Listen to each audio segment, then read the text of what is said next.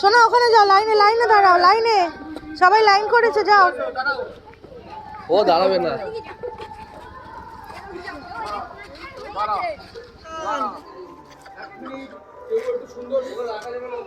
এইভাবে দাঁড় করানো হয়নি এখানে, হঠাৎ করে চলে এসে তুমি এখানে দাঁড়াও।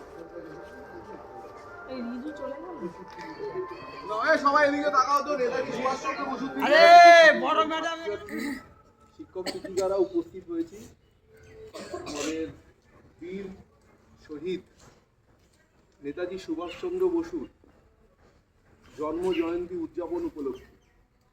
তোমরা সকলেই দেখতে পাচ্ছ তার প্রতিকৃতিতে আমরা এখানে রয়েছে।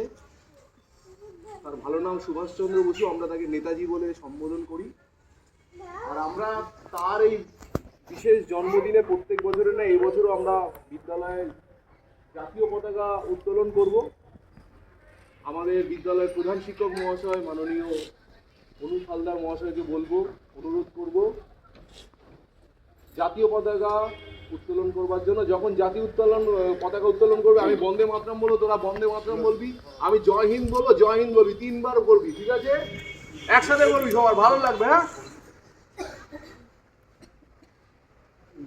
ওদিকে টান, এইটা টান, এই দড়িটা অ্যাডজাস্ট করে এই দড়িটা পড়বো, এই দিচ্ছে সাবধান, আমি তো সব পড়বো।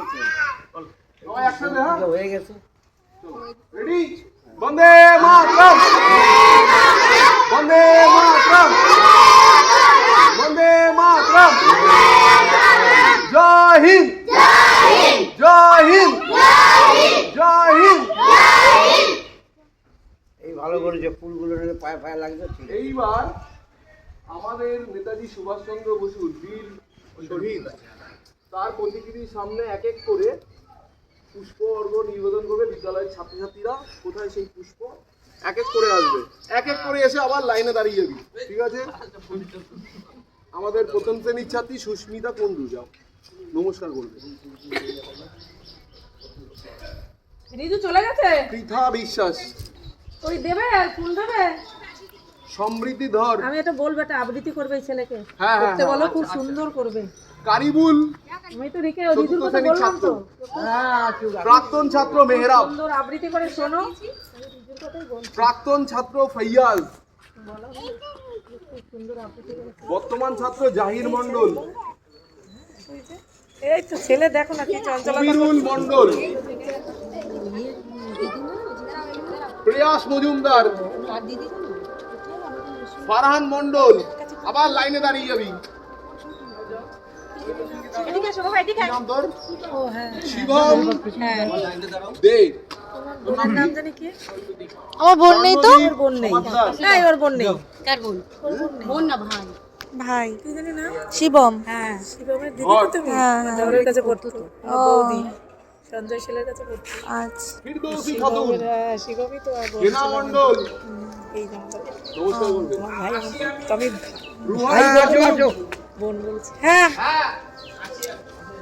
আপনি নিয়েছেন ভুজ্জের ইটিগুলোতে?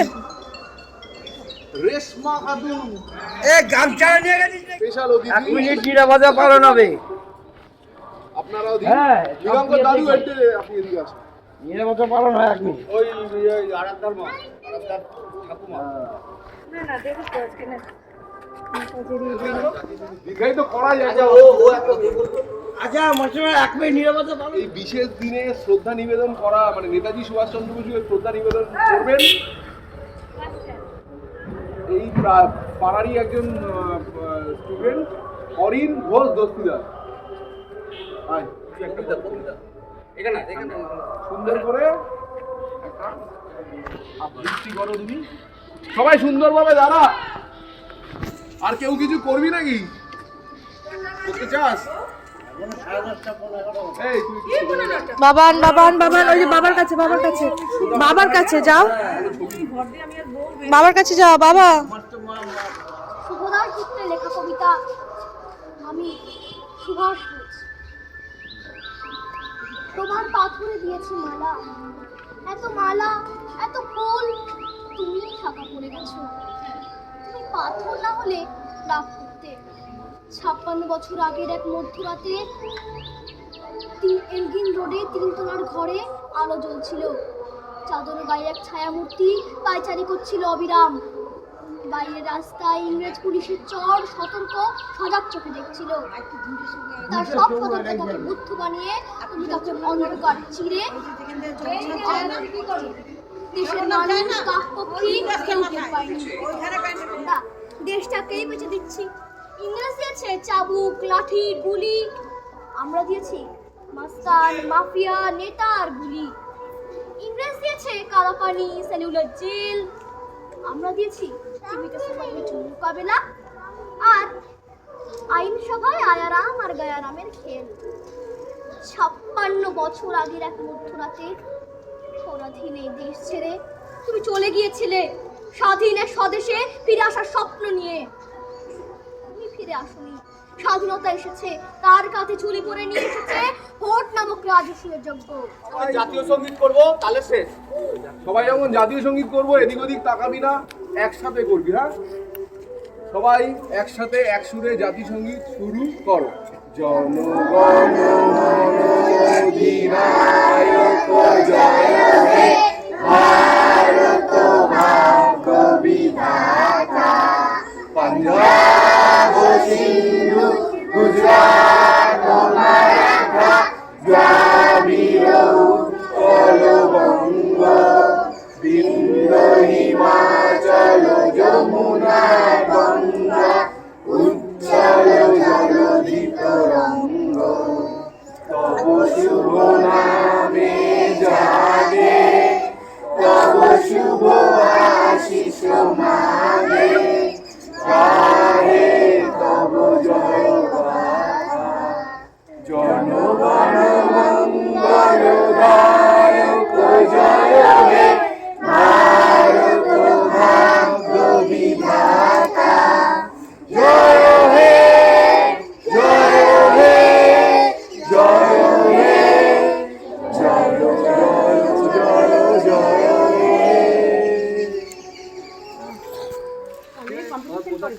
তো যায় তো ইসে কম্পিটিশনের মতোই হোক, মানে প্রাইজ পাওয়ার মতোই যদি আমাদের তো সেই না না, বলছি কি মাইকের সাথে ভয়েসটা তখন হয়তো তখন হচ্ছে আলাদা জিনিস, বুঝছিস?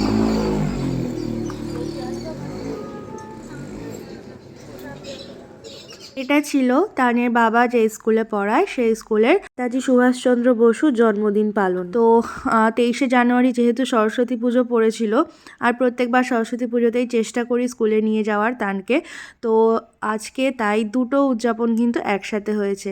তো ব্লগটা কেমন লাগলো তোমরা কিন্তু অবশ্যই জানিও। তো চলো আজকের জন্য টাটা।